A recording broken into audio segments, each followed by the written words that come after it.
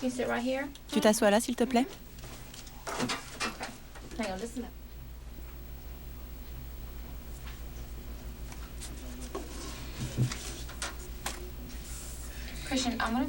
Christiane, je voudrais te parler de ce qui est arrivé à David. Mais avant de te parler, je dois t'expliquer quelques petites choses.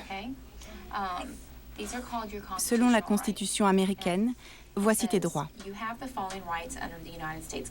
Tu n'es pas obligé de parler ni de faire une déclaration. Tu comprends ce que ça veut dire, Christiane? Non. Il est 1h30 du matin dans ce commissariat de Jacksonville, en Floride. La police interroge Christiane Fernandez, un enfant suspect, âgé de 12 ans. Christiane aurait grièvement blessé David, son petit frère. Il existe une ligne rouge à ne pas dépasser. Certains criminels peuvent se réinsérer, mais quand le crime est trop grave, la réhabilitation peut ne pas être possible. Alors oui, je crois que pour certains enfants, la perpétuité réelle est la peine appropriée. Our juvenile cell. Come in. Look at the toilet area. Can you imagine being in this cell 23 hours in one day and you don't come out for number 30 minutes? But this is where you headed at, gentlemen. This is the life that you want. And to see that little window right there, this is the window of regret. But the reality of the matter is, once you get to the window of regret, ain't no turning back. You can't come back and say, excuse me, I know I messed up. Can I get another chance? No, man, you got life. No, man, you got 20 years. The window of regret got you. That's what it's called, the window of regret. Because you don't know how many times I've seen guys look at this window and cry and say, I wish I had another chance. I wish I had another chance.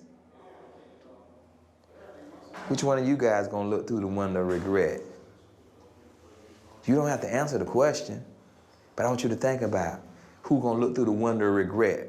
You remember this? You didn't think you would be coming on a jail tour, and you're here. Okay, come on. This is where you at. Come on.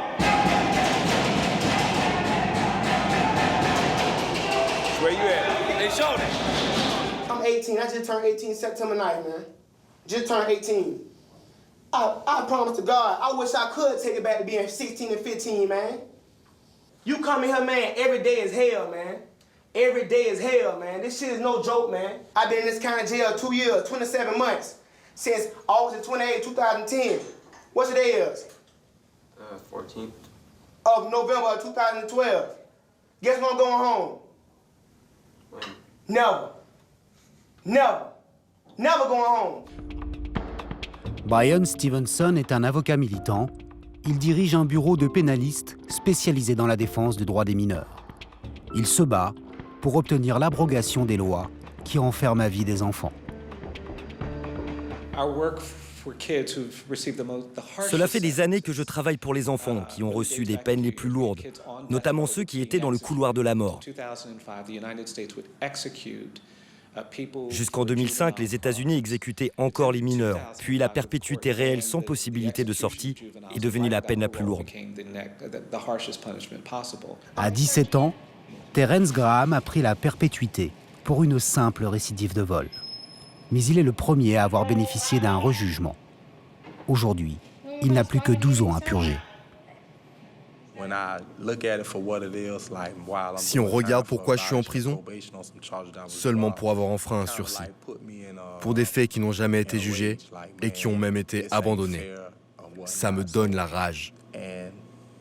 Ce n'est pas juste. Ça ne m'aide pas à purger ma peine. C'est ma foi qui m'aide à supporter l'enfermement. Je n'ai travaillé qu'une seule fois, à l'âge de 15 ans. J'ai lavé des voitures. C'est difficile pour moi de me projeter après la prison. C'est compliqué, parce que je ne sais pas à quoi va ressembler le monde dans 12 ans. Donc c'est dur de se donner un but et d'imaginer mon futur.